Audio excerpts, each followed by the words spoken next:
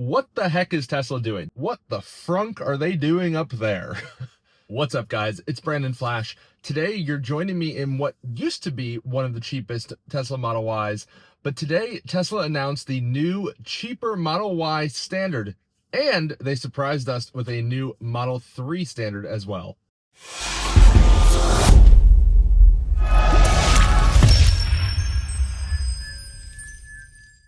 Before we get into my thoughts on the new Model 3 and Model Y Standard, I did want to mention my referral link is down below in the description and the pinned comment. If this video or any of my other Tesla content has helped you out in your Tesla buying decision, I would really appreciate if you use my referral link down below. I also have some other referral links down below for my favorites on Amazon and a few other vendors. Using those links really does help out the channel.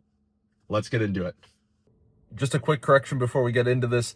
Model 3 Standard is $5,500 less than the Model 3 Premium, and the Model Y Standard is $5,000 less than the Model Y Premium. So as I mentioned, today Tesla released the new Model Y and Model 3 Standard, and those are kind of the stripped down new versions that are at a lower price to kind of compensate for the tax credit going away, the $7,500. And I have some notes. I've watched a bunch of videos from the select influencers that were able to go to Giga Texas and experience them firsthand, including Out of Spec, Kim Java, Everyday Chris, Jeebs, and a few others. So I have watched all of them. I've scoured Tesla's website. I've been following on X, and I have some notes on some things I want to talk about with them. They're both a good deal and a bad deal at the same time. And let's get the price out of the way first. So the Model 3 Standard is $36,990, which is $6,000 less than the long-range rear-wheel drive, or now what they call Model 3 Premium rear-wheel drive. And the Model Y Standard is $39,990, which is $5,000 less than the Model Y Premium rear-wheel drive, formerly known as the long-range rear-wheel drive. And both of those are the Highland and Juniper, so the refresh variants, of course, which is not what we are in right now. We are in a legacy Model Y. And it's interesting that the Model Y Standard removed more things, but is less of a price drop from the Premium compared to the Model 3 Standard, which has more equipment compared to the Model Y Standard in relation to the Model 3 Premium, and has more of a price drop.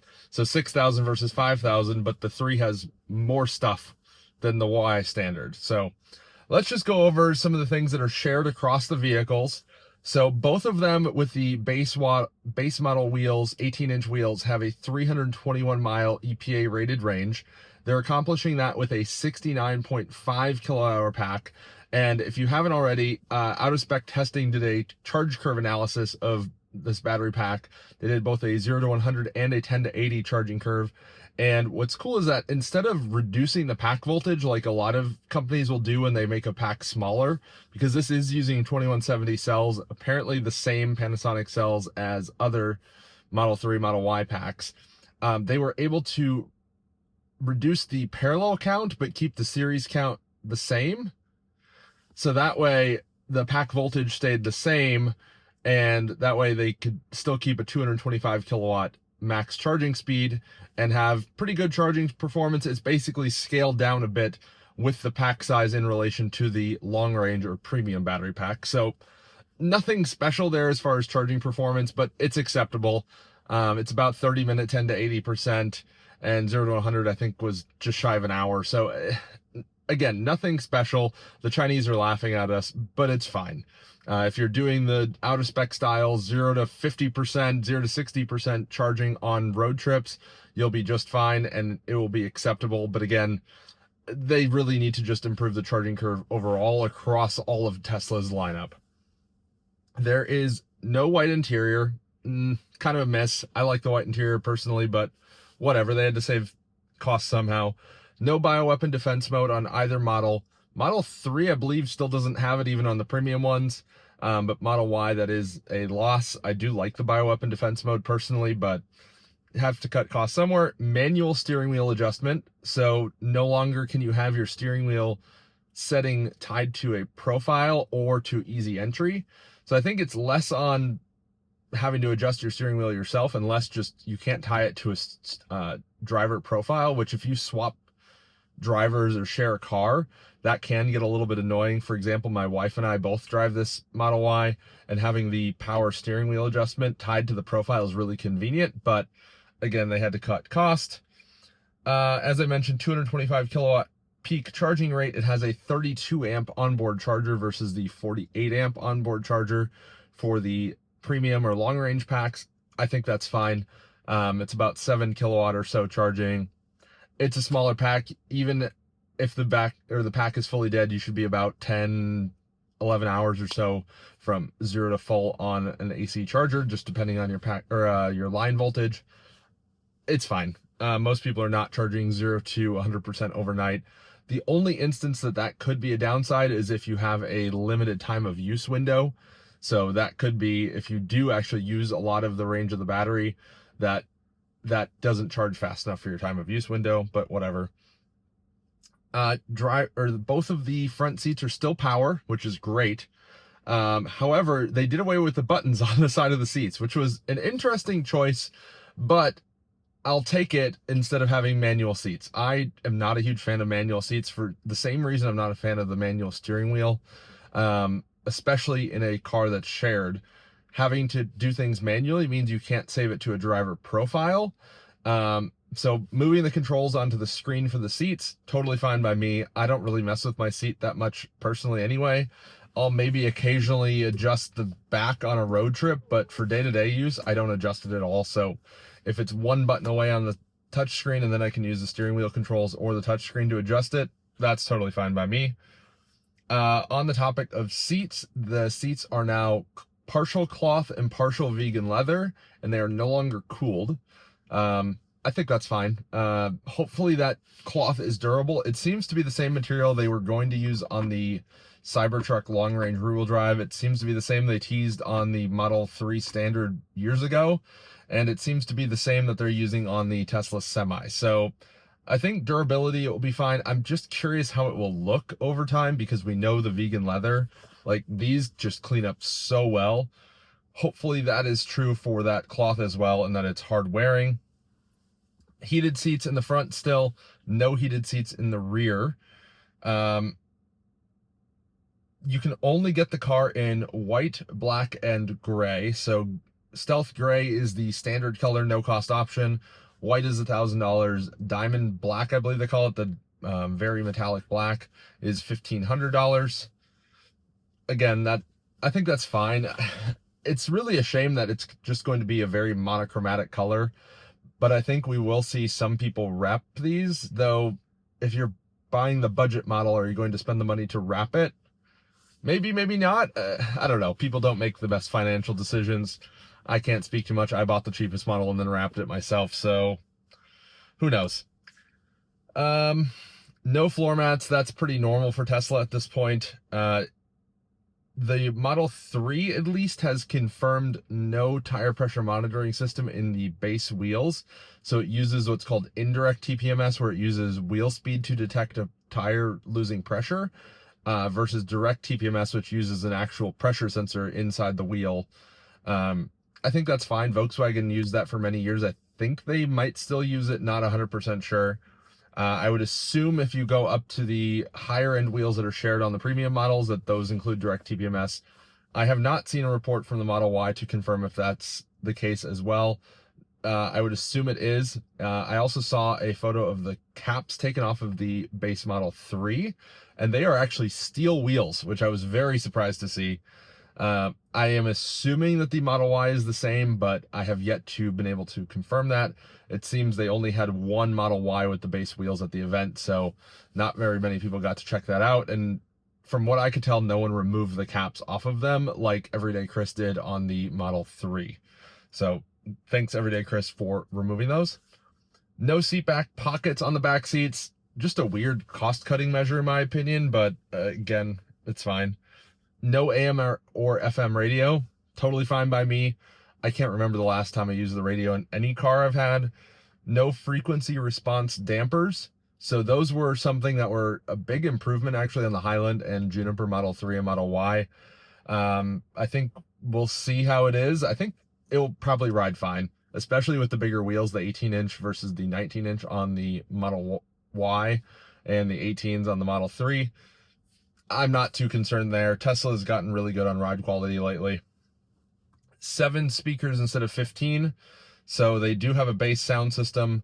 From what I saw in the videos, everyone seems to think it's fine. Tesla sound systems, even the bass ones, have always been quite good in my experience.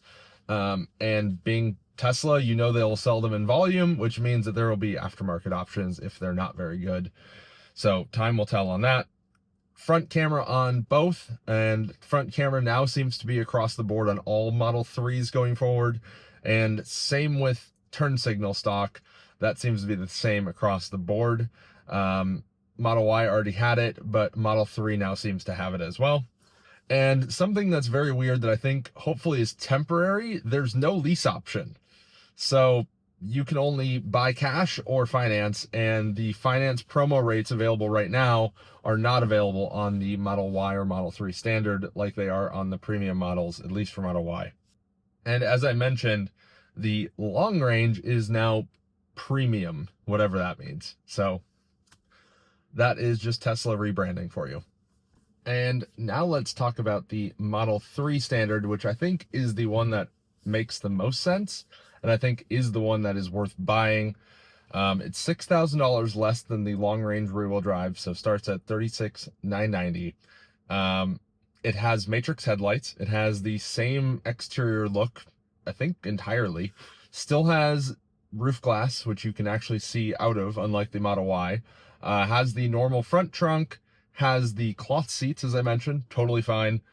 And I think overall is really not that much of a downgrade from the Model 3 Premium or Model 3 long-range rear-wheel drive, what it was previously. The 18-inch wheels do appear to be steel wheels, which I think is an interesting choice.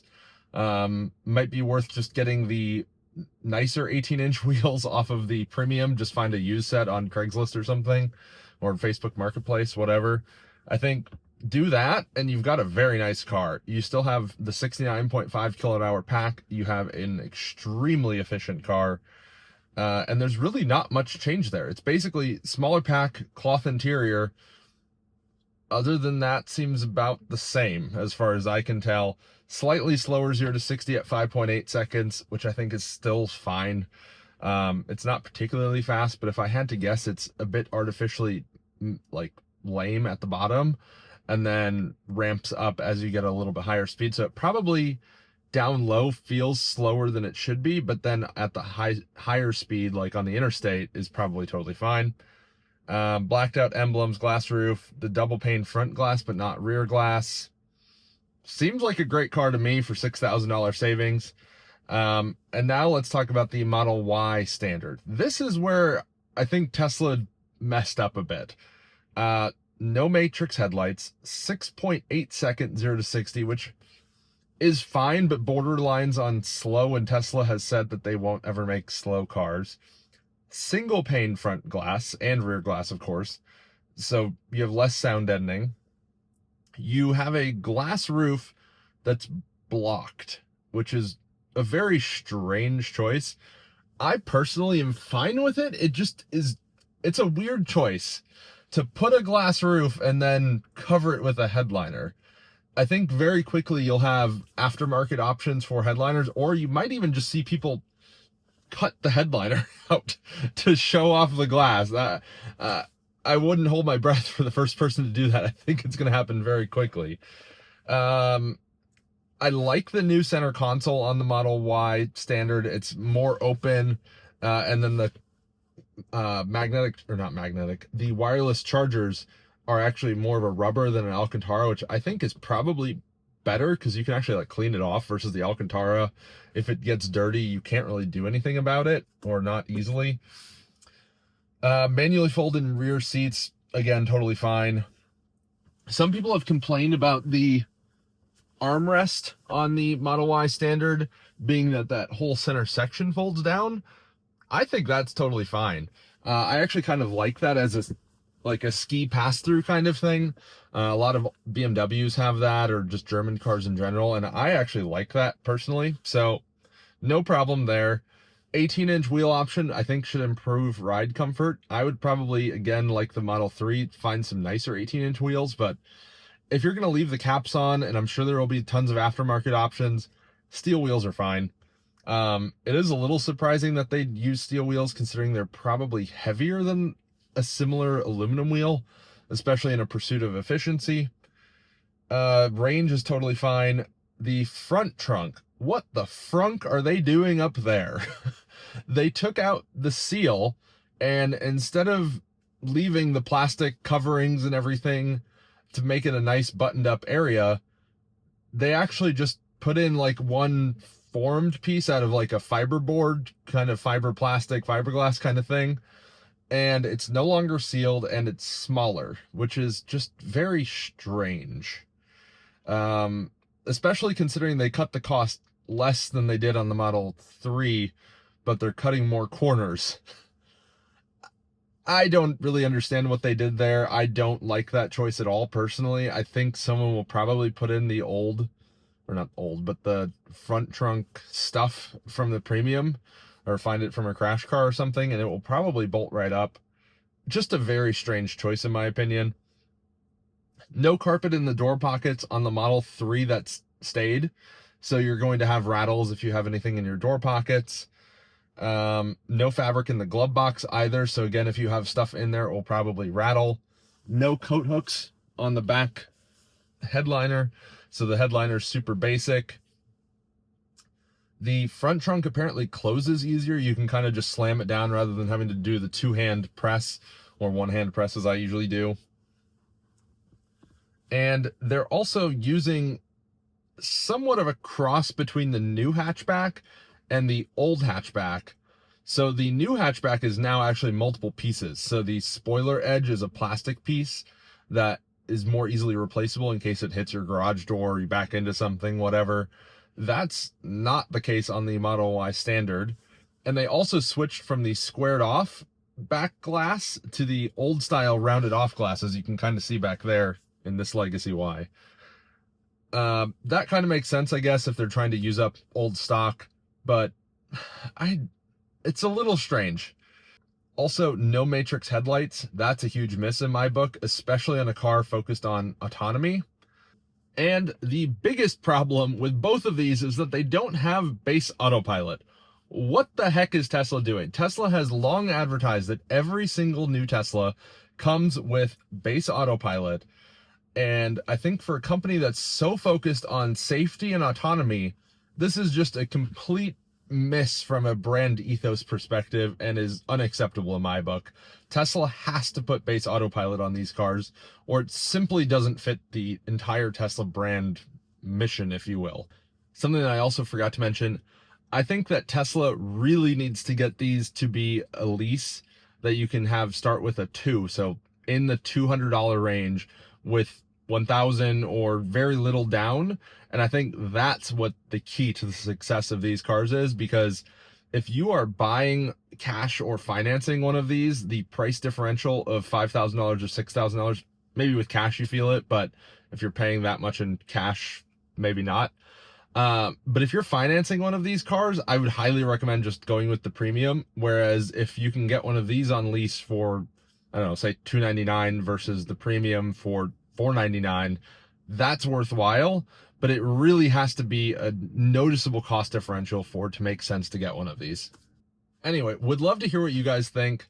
If you haven't already, hit the like button, hit the subscribe button, comment down below. Are you going to be getting one of these? Are you going to get a used Model 3 or Model Y instead? Or are you going to go with the premium instead? Comment down below. I want to hear from you guys. Thanks for watching. I'll see you guys on the next one.